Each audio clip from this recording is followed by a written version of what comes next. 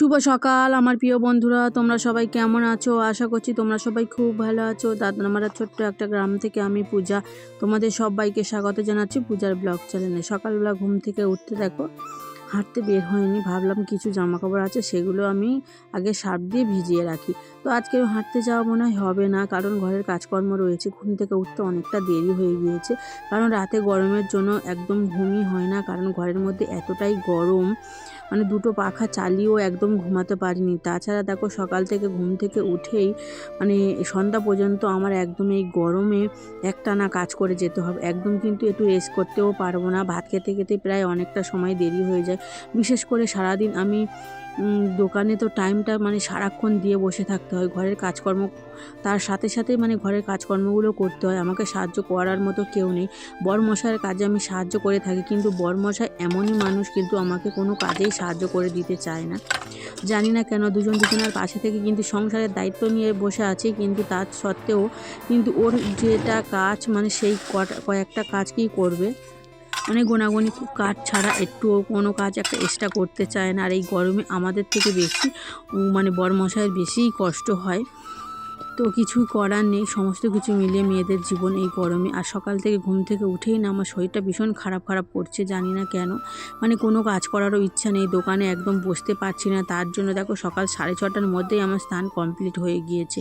কোনো রকম বাসন মেজেছি, জামা কাপড় কাচাকুচি করেছি, তারপর স্নানটা একদম করে দেখো ঠাকুরকে পুজো দিচ্ছি। মশাই অনেকটা দেরিতে ঘুম থেকে উঠেছে, জানি না তো আজকের মানে পাড়ায় যেতে পারবে কি না, কারণ ভীষণ গরম পড়ছে। আর তাছাড়া রাস্তার ধারে ঘর, একদম টানা রোদের মধ্যে, পাশে একটা কোনো গাছপালা নেই, ছোট্ট ঘরের মধ্যে যেন দম বন্ধ হয়ে যায়, এমনই অবস্থা। তো ঠাকুরকে শান্তিভাবে একটু পুজোটা করে নিই।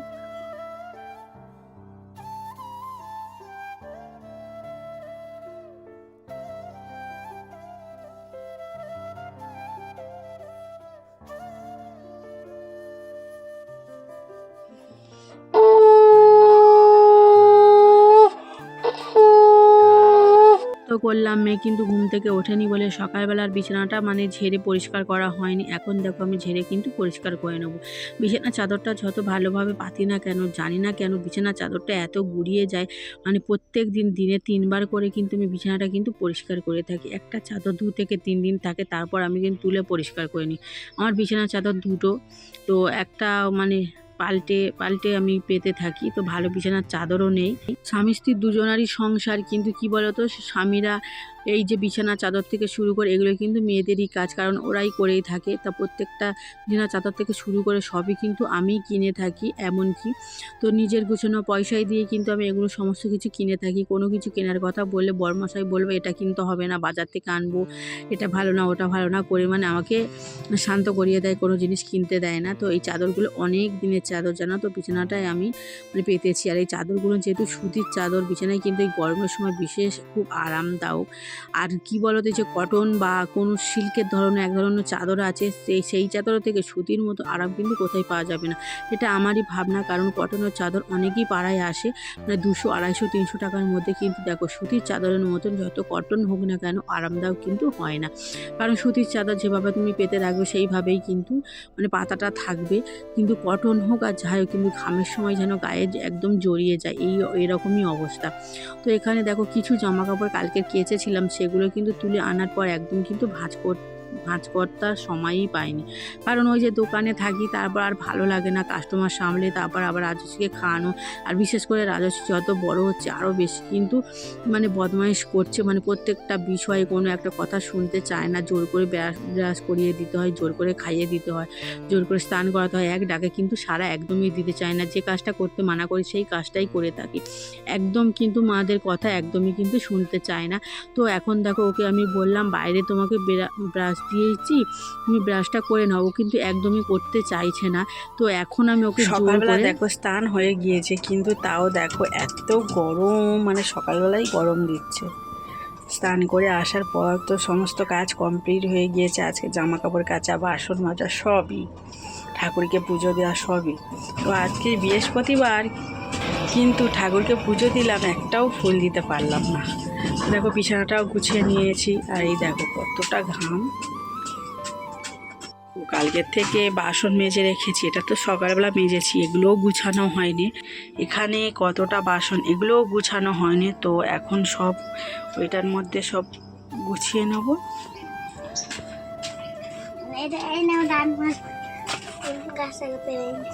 তো বাসি ফুল, এখনো বিরাজটা গালে দিসনি?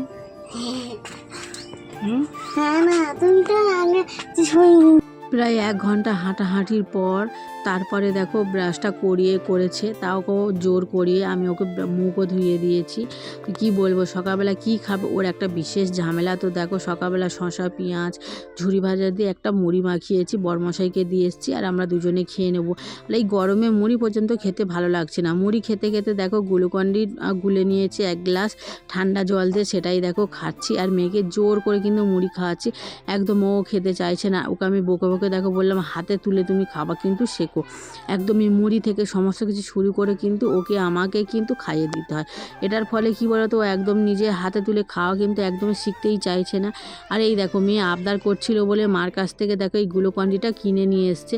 তো এই এত ছোট গ্লুকন্ডির দাম নিয়েছে 100 টাকা। তো সত্যি দেখে যেন কিনতেও ইচ্ছা করে না, কিন্তু মেয়ে আবদার করছে। আর যে এমনি যে সাদা যে গ্লুকন্ডিটা, ওটা কিন্তু 200 টাকার মধ্যে 1 কিলো করে হয়ে যাচ্ছে। আর এই দেখো 200 গ্রাম মাত্র 20, মানে 100 টাকা। তো যাই হোক, এখন দেখো মেয়ে বায়না করছে আমাকে ওই অরেঞ্জ গ্লুকন্ডিটা বানিয়ে দাও। তো ওকে বানিয়ে দিলাম। তো আমি একটু খেয়েছিলাম যে সাদা গ্লুকন্ডিটা, মা 2টো গ্লুকন্ডি কিনে এনেছিল, আমাকে অর্ধেক দিয়েছিল। তো দেখো ওটা মিষ্টি হয়নি বলে আবারও দেখো আমি এই সাদা গ্লুকন্ডিটা 1 চামচ দিয়ে দিলাম। তো ওকে দিয়ে দিলে ও সারাদিনের মধ্যে সেই গ্লুকন্ডিটা কতবার যে খাবে নিজে নিজে। তো দেখো মেয়েকে দিয়ে দিলাম, মেয়ে খুব শান্তভাবে দেখো ওটা খেয়ে নেবে। তারপর কিন্তু মুড়িগুলোই নষ্ট হয়ে গিয়েছিল, একদম খেতেই পারেনি। ভীষণ গরম, সকাল থেকে এতটা গরম হচ্ছে একদমই বুঝতে পারছি না। অবস্থাটা দেখতে পাচ্ছ তোমরা, মানে ঘামে একদম অবস্থা খারাপ। আর এখন বাজে 1টা। তো এই মাত্র ভাতটা হলো, আর মোচাটা সিদ্ধ করেছি, শুধু মোচা তরকারি আর ভাত। আর ফ্রিজে একটু মাছের ঝোল আছে, মা দিয়েছিল, সেটা একদমই খাওয়া হয়নি, সেটাই গরম করে দেবো ভাবছি। আর কিছুই রান্না করবো না, ভীষণ গরম হচ্ছে আর ভীষণ কষ্ট হচ্ছে। সকালবেলা স্নান করেছি, সেই জামা কাপড়টা সারতে ভিজনে আছে। তো কি রান্না করব, দেখো রান্না করার মতো তেমন একটা কিচ্ছু নেই। আর গরমে বিশেষ করে খুবই কষ্ট হতো। তো 2টো মোচা মানে ছিল, তো সেই মোচাগুলো মার কাছে সকালবেলা কাটতে দিয়েছিলাম। তো মা কেটে ধুয়ে পরিষ্কার করে দিয়েছে, আমি শুধু প্রেসার কুকারে একটা সিটি দিয়ে নিয়েছি। তারপর দেখে এই মোচার তরকারি আর ভাত রান্না করবো, আর কিছুই রান্না করব না। কারণ বরমশাই ডাল রান্না করলে বরমশাই খেতে চায় না তেল। আর যেহেতু কালকে একটু রিচ খাওয়া হয়ে গিয়েছে, আজকের কোনো তেল মশলার একদমই খাবার খাবো না। তো মোচাটা করছি তাও একদম অল্প তেলে, 50 গ্রাম মতো তেলে, বেশি তেলও দিচ্ছি না। তো গাছ থেকে দেখো এই যে 4টে ধানি লঙ্কা ছিল, ওখান থেকে আমি তুলে নিয়ে এসেছি। ধানি লঙ্কা দিয়েই রান্না করব, কোনো মশলা দেবো না। সামান্য একটু জিরে গুঁড়ো দেবো আর গরম মশলা দেবো, কারণ মোচার মধ্যে একটু গরম মশলা না দিলে কিন্তু ভালো লাগে না। তো মোচাটা রান্না করলে একদম কিন্তু মাংসের মতন করে রান্না করতে হয়, অনেকটা তেল লাগে। তো আজকে দেখো সামান্য তেলে আমি রান্নাটা করে নিচ্ছি, কারণ এই রান্নাটা খেতেও ভালো লাগবে, আর এমনকি স্বাস্থ্যের পক্ষেও ক্ষতিও হবে না, ভালো। তো মশলাটা কষিয়ে নিয়ে দেখো আমি মোচাটা ভালো করে আমি কষে নিচ্ছি। তারপরে ওই কিছুক্ষণ নাড়াচাড়ার পর আমি মানে রান্নাটা হয়ে যাবে। আর মেয়ের জন্য আগে আমি তুলে নেব, তারপর এর মধ্যে একটু গরম মশলা দেব। তো যেহেতু গরম মশলা দিলে আর একটু লঙ্কা গুঁড়ো যদি দিই, তো দিলে ঝাল হয়ে যাবে, মেয়ে কিন্তু খেতে পারবে না। তো ওর জন্যই রান্না করা, কারণ কয়েকটা দিন ধরে মেয়ে মোচা খাওয়ার জন্য বায়না করছিল। তো ঠাকুমাকে বলতে ঠাকুমা গাছ থেকে কেটে এনে দিয়েছে। যেহেতু আমি কোথাও কাটতে যাই না, কি বলো তো, কে কী বলবে না বলবে সেই কথা কিন্তু আমার একদম ভালো লাগে না, এর জন্য মোচা আমি কাটতে যাই না। তো কিছুদিন আগে কিন্তু আমি একটা গাছ থেকে মোচা পেরে এনেছিলাম, মানে ছোট গাছে। তো রান্না কমপ্লিট হয়ে গিয়েছে, এখানে সবার জন্য ভাত বেড়ে নিয়েছি। রান্না তো করেছি আমি একটা তরকারি আর ভাত, মোচার তরকারি। আর এতগুলো তরকারি কিভাবে এলো বলো তো, ঘরের পাশে মা থাকে, তো মা রান্না করে কিন্তু এগুলো সব পাঠিয়েছে। এটা হচ্ছে কালকে পাঠিয়েছিল, আমি কিন্তু খাইনি। তো তেমন দেখো কি আছে, এখানে টক ডাল আছে, তো এখানে দেখো কুমড়োর বড়া আছে, উচ্ছে ভাজা আছে, তো আর মাছের ঝাল ছিল, সেটাই খাওয়া হয়েছিল গরম করে। তো যাই হোক, তারপরে দেখো 4টে মতো বাজে, মেয়েকে পড়তে দিয়েছি, তারপরে এসে ঘরের কাজকর্মগুলো সেরে নিচ্ছি। বরমশাই আজকের ফুচকা ভেজেছে, আলু সিদ্ধ করেছে, কিন্তু চায়নি, এতটা গরম পড়েছে। তো বলছে শরীর খারাপ, যেমন আলু সিদ্ধ করেছে তেমনই পড়ে আছে। তো আজকে যায়নি, ও দোকানের মধ্যে বসে আছে এখন পাখার হাওয়ায়। আর এই দেখো আমি ঘরের ভেতরটা ঝাঁটতে নিচ্ছি। তো যেহেতু সকাল দুপুরবেলা তেমন একটা ঝাঁট দেওয়া হয়নি, তো বিকেলের দিকে আমি পরিষ্কার করে ঝাঁটতে নেব, বাইরেটাও সুন্দর করে ঝাঁটতে দেবো। আর বাইরেটা না ভীষণ হাওয়া, আর এতটা গরম, ঘেমে একদম স্নান হয়ে যাচ্ছে, মনে হয় যেন এক্ষুনি মানে স্নানটা করে নিই, কি জলের মধ্যে যেন বসে থাকি। তো কিছু করার নেই, জলে বসলে হবে। তো দেখো বাইরেটাও পরিষ্কার করে ঝাঁটতে নিচ্ছি। আর আর এদিকে দেখো এই যে বৃষ্টি হওয়ার কারণে কত দেখো দুল্প ঘাস কিন্তু দোকানের এই সামনেটা ভর্তি হয়ে গিয়েছে। ভাবছি আজকে ওগুলো বসে বসে তুলে নেব, জানি না হাঁটতে যেতে পারবো কিনা। সকালবেলা তো যাওয়া হলো না, ঘরে কিছুক্ষণ আমি আধা ঘন্টা মতন একটা এক্সারসাইজ করেছিলাম। তো এখানে দেখো কত দুল্প ঘাস হয়েছে, এগুলো টেনে টেনে তুলতে হবে। কিছুদিন আগে তুলেছি, আবার কিন্তু বৃষ্টির জলে কিন্তু ভর্তি হয়ে যাচ্ছে, একদম কিন্তু ভালোও লাগে না। এই ঘাসগুলো না সহজে উঠতে চায় না, ভীষণ শক্ত, গায়ের জোরে কিন্তু তুলতে হয়, আর হাতের আঙুলগুলো ছিঁড়ে ছিঁড়ে যায়, খুবই কষ্ট হয়। তো এগুলো বসে বসে তুলছি, এগুলো হচ্ছে ছেলেদের কাজ, যেহেতু একটু কোদাল দিয়ে পরিষ্কার করে দিলে হয়। ঘরের সাইডে অনেক বন হয়ে আছে, কিন্তু কেউ পরিষ্কারই করে দিতে চায় না।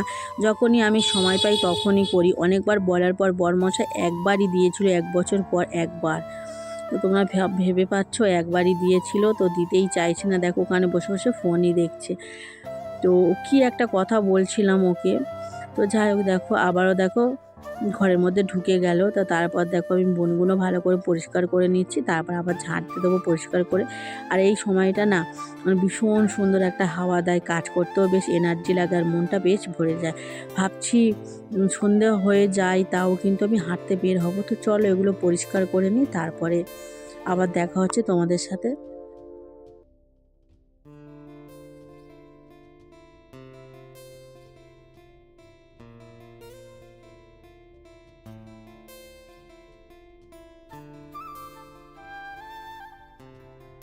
পরিষ্কার করার পর তো জামা কাপড়গুলো ছিল সেগুলো আমি দেখো তুলতে এসেছি, তো এই বাড়ির উঠোনে।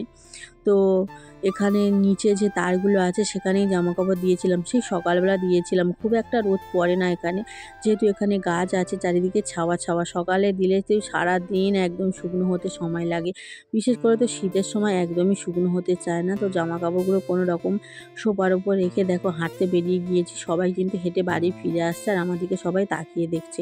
অন্ধকার হয়ে এসছে, কোনো ব্যাপার নেই। তো যেহেতু বরমশাই আছে। আর দেখো ভিডিওটা কেমন লাগলো তোমরা অবশ্যই জানিও। সকাল থেকে একদম সন্ধ্যা পর্যন্ত কী কী করলাম সেটাই তোমাদের সাথে শেয়ার করেছি। ভিডিওটা এখানেই শেষ করছি। ভালো যদি লাগে অবশ্যই তোমরা লাইক কমেন্ট করো।